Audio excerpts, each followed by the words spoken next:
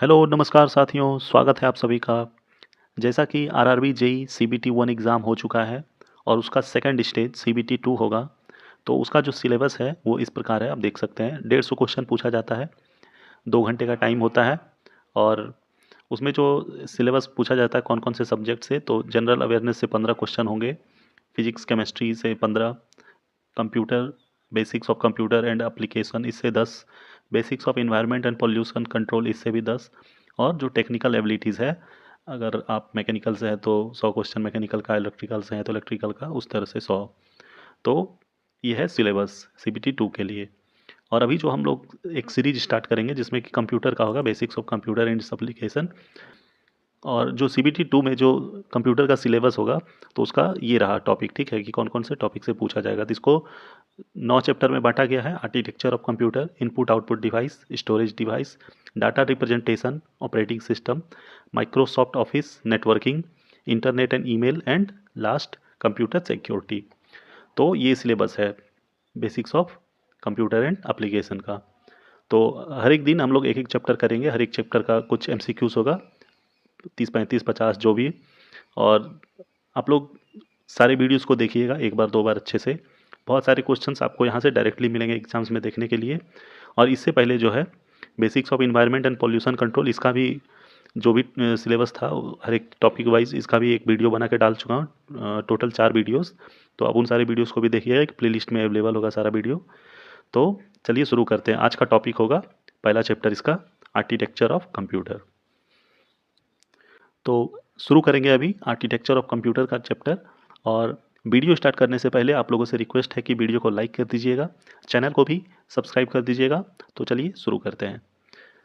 पहला क्वेश्चन है इस चैप्टर का, the basic functions perform by computer is are. नीचे कुछ ऑप्शंस दिए गए हैं जिसमें बताना कि कंप्यूटर का कौन सा इसमें बेसिक फंक्शंस होता है। तो पहला है डाटा प्रोसेसिंग, तो ये तो होता है। दूसरा है डाटा स्टोरेज, ये भी। तीसरा है डाटा मूवमेंट, तो इसमें 3 ऑप्शन सही है, तो इसका आंसर हो जाएगा ऑल ऑफ दिस। अब अगला question, dash forms the backbone for building successful computer system.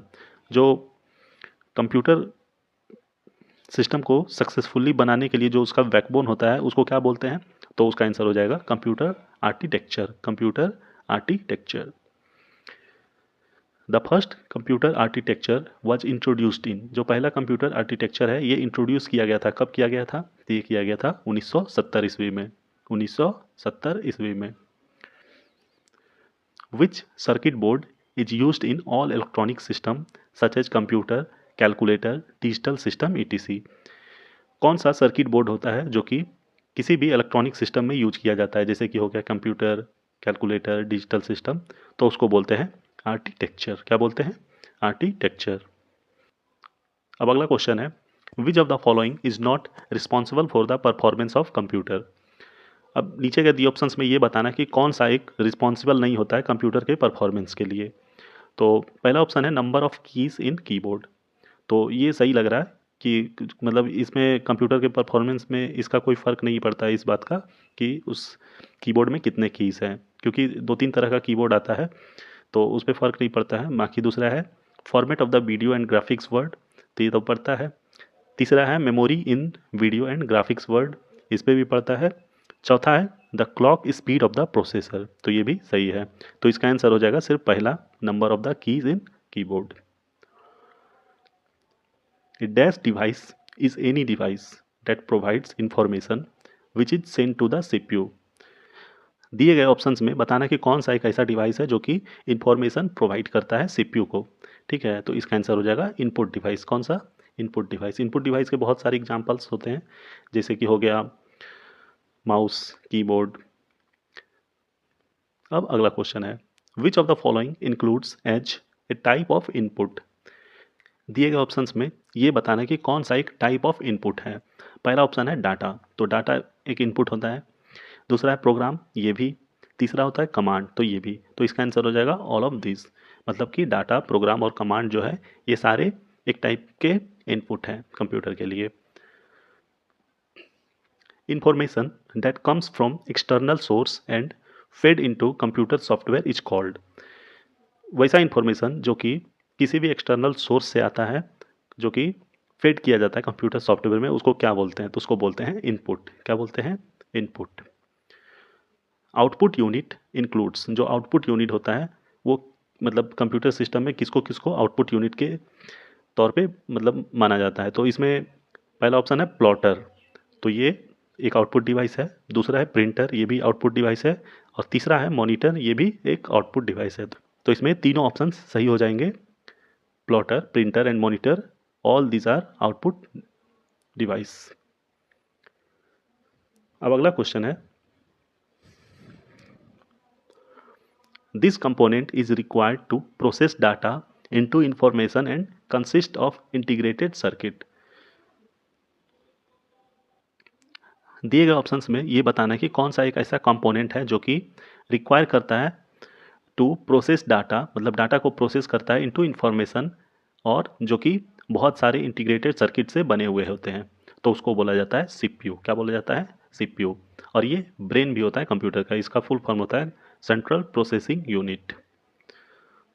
The central processing unit CPU in a computer consist of, जो सीपीयू होता है ये किस किस चीज़ से कंसिस्ट होता है, किस किस चीज़ से बना होता है?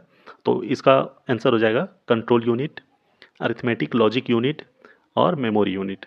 इसका आंसर सी होगा। ठीक है, अगला क्वेश्चन है, what is the brain of computer? Computer का जो ब्रेन होता है वो किसको कहा जाता है? तो ये कहा जाता है सीपीयू को। और ये देखिए पूछा भी गया है आरआरबी जेईई 2015 में।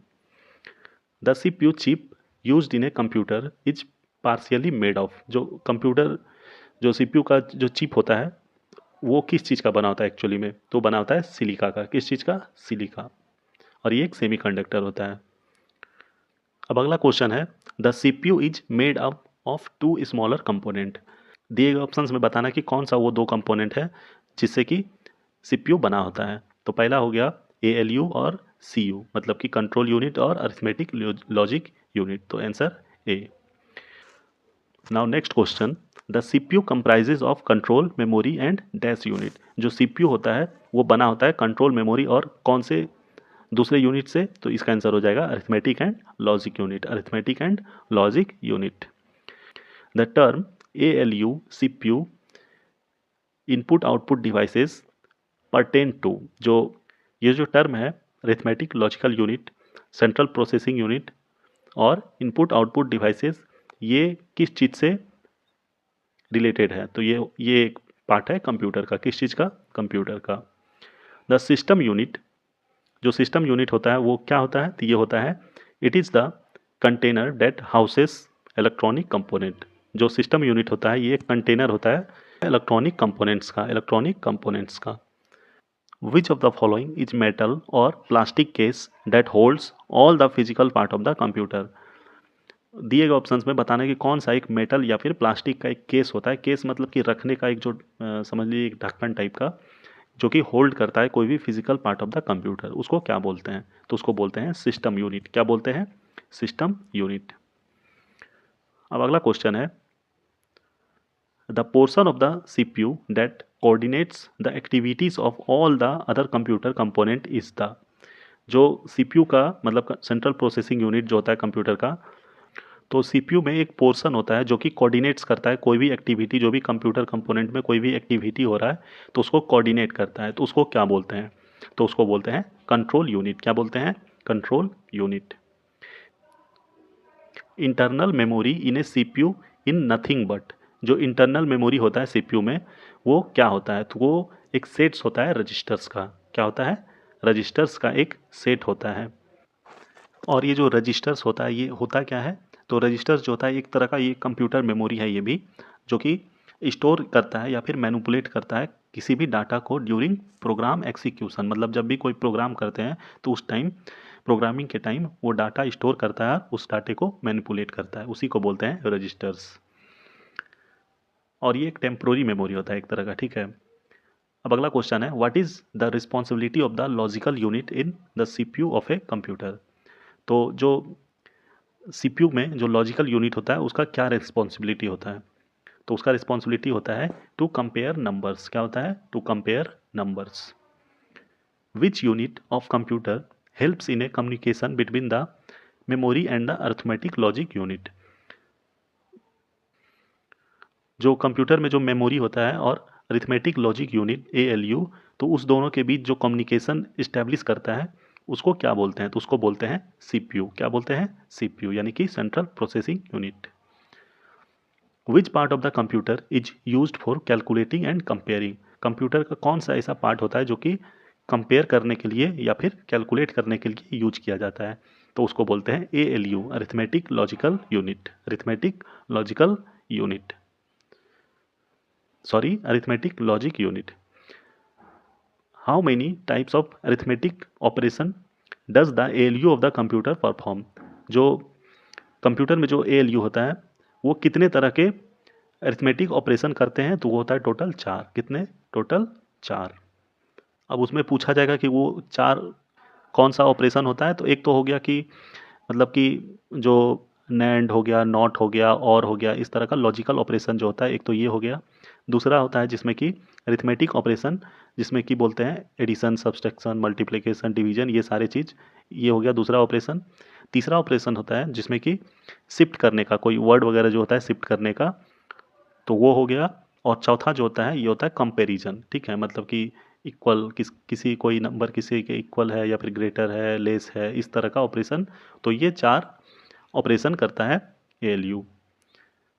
अब अगला क्वेश्चन है और आखिरी क्वेश्चन है इस वीडियो का। Which of the following executes the computer command? दिए गए ऑप्शंस में बताना कि कौन सा एक सही ऑप्शन है जो कि कंप्यूटर कमांड को एग्जीक्यूट करता है। तो पहला ऑप्शन है अरिथमेटिक यूनिट, तो ये भी सही है। दूसरा है लॉजिक यूनिट, ये भी सही है। तो इसका आंसर हो जाएगा both A and B, both A and B।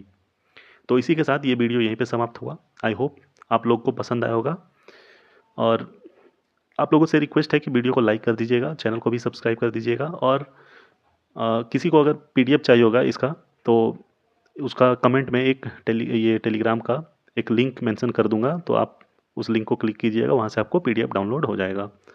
और अभी 8 चैप्टर और है इसका, तो बने रहिएगा हमारे चैनल पे उन सारे वीडियोस के लिए। धन्यवाद।